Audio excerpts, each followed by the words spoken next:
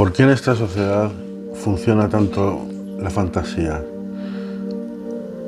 la evasión? ¿Acaso no queremos vivir la vida? Empezamos.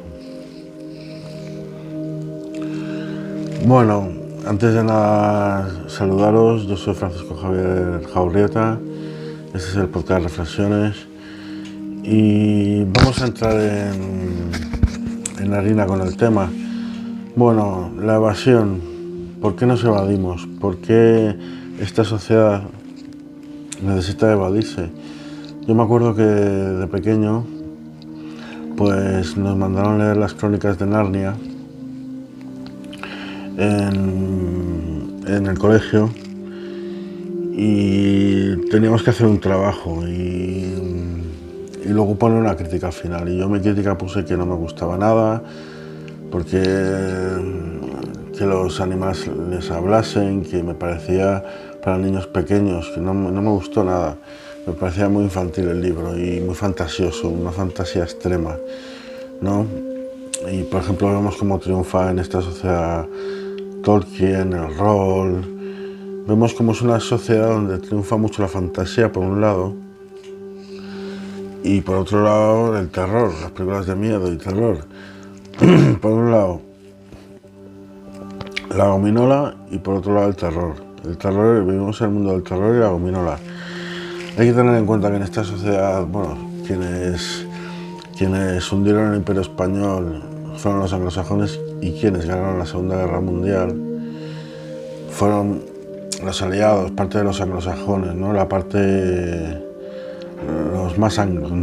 la parte inglesa y estadounidense, el lado inglés y estadounidense. Entonces, básicamente dominó el mundo anglosajón durante mucho tiempo, con lo cual este mundo anglosajón, yo hice un viaje a Inglaterra hace poquito y estuve analizando la sociedad inglesa, un viaje por Bristol, Londres, Bath, Oxford.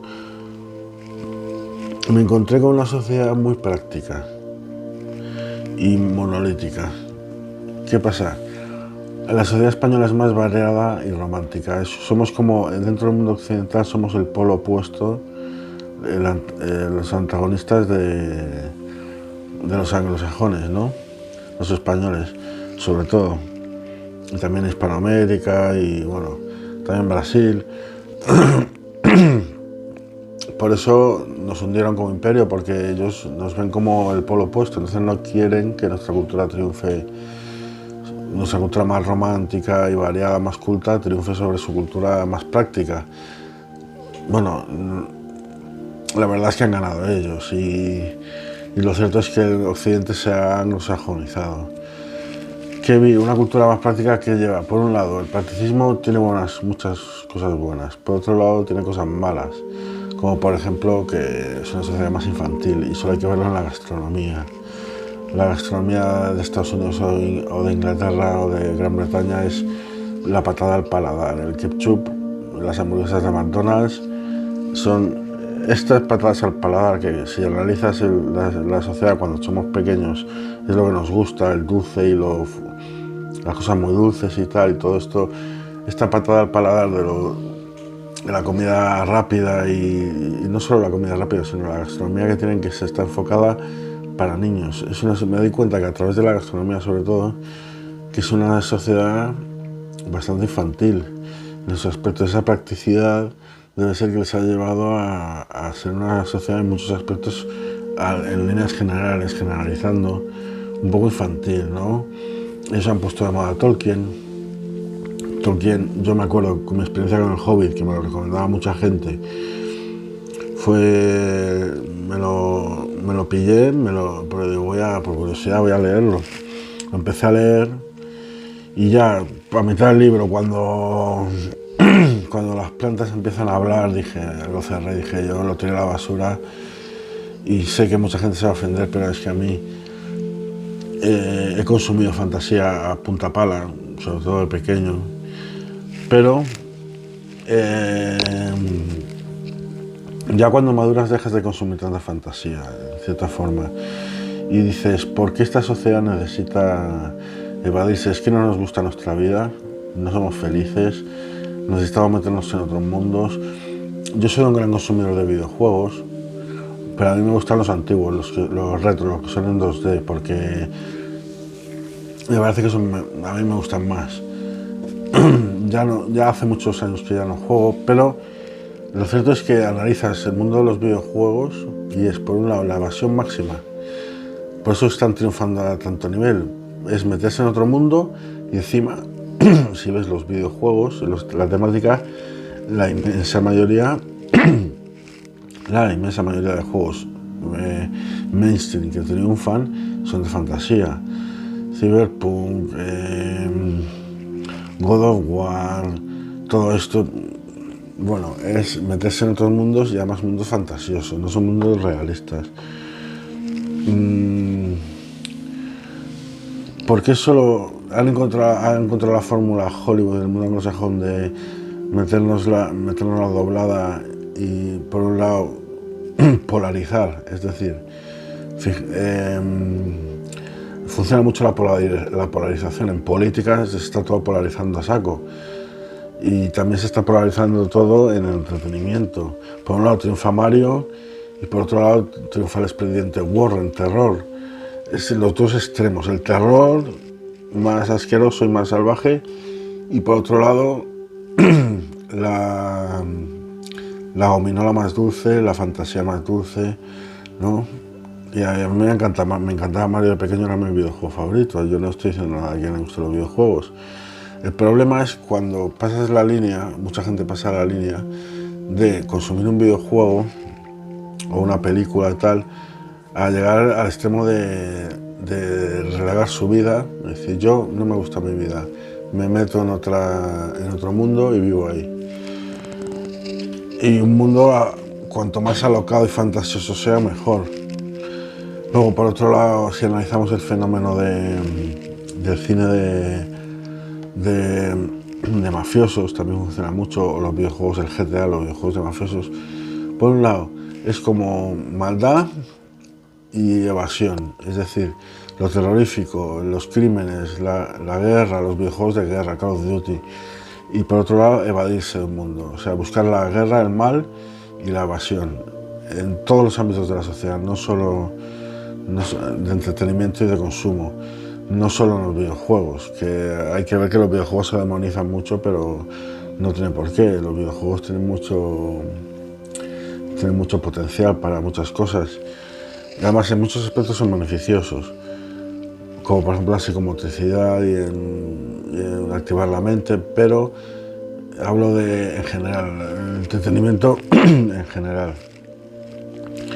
Es importante ser crítico y saber filtrar, porque hay muchos libros de fantasía y tal cual, pero a mí me preocupa a la gente a la que le lavan el cerebro, le comen la olla, porque no sabe filtrar. No toda la información es buena. El otro día estuvimos hablando del aprendizaje, os remito al aprendizaje, al vídeo del aprendizaje, el podcast, el programa de radio del aprendizaje, el episodio, porque decíamos que se puede aprender toda la información que viene, pero reflexionarla mucho. Esto hay que ser crítico y reflexionarla mucho, porque tienes que hacer un filtro. Es imposible no escuchar cosas malas que te vienen, pero tienes que decir, esto es malo, hay que saber filtrarlo. Vivimos porque cada vez vamos, por dejarnos arrastrar, no tener quizá personalidad y pensar algo nefasto. Lo único malo que tiene España, bajo mi punto de vista, es que no somos patriotas nadie. O sea, yo sí soy patriota, pero a mí me gusta mi país, me gusta mi tierra donde vivo. Pero hay mucha gente antipatriota en España y eso lo sabe todo el mundo, y para hundir el imperio español lo utilizaron. ¿Por qué a mí no me gusta este antipatriotismo en España? Porque